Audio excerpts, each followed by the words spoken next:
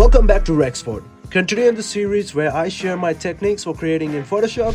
This time we're gonna look at the Hue and Saturation Adjustment Layer. Let's get started.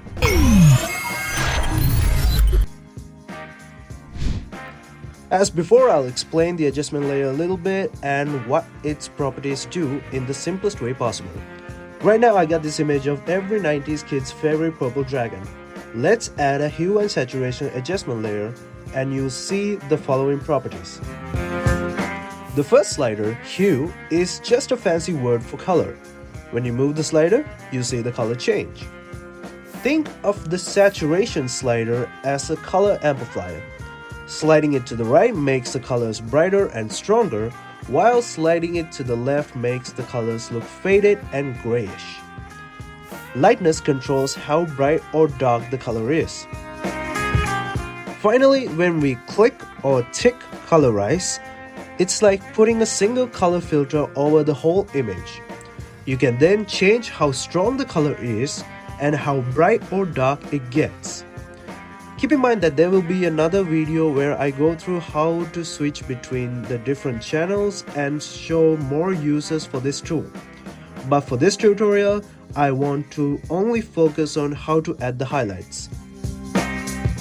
So now you know a little bit about this tool, you might be wondering how can we use this tool in our projects.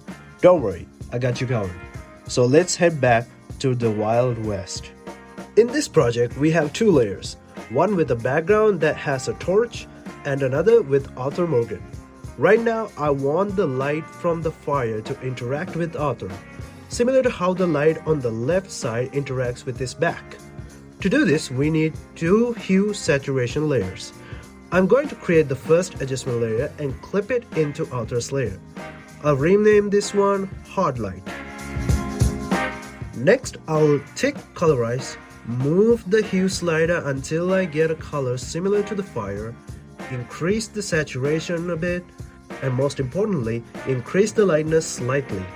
Then, after selecting the mask layer and choosing a soft brush with a reduced flow, I'll start brushing. You see, light isn't the same everywhere.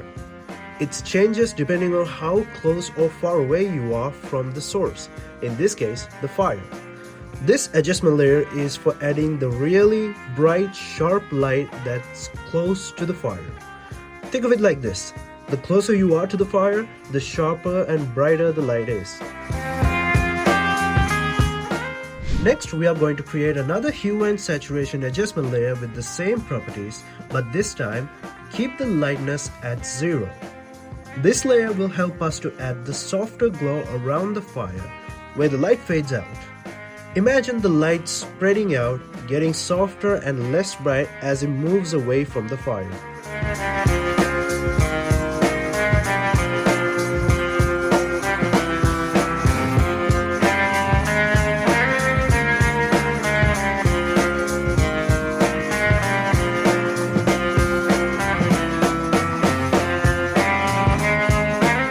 And look at the end result.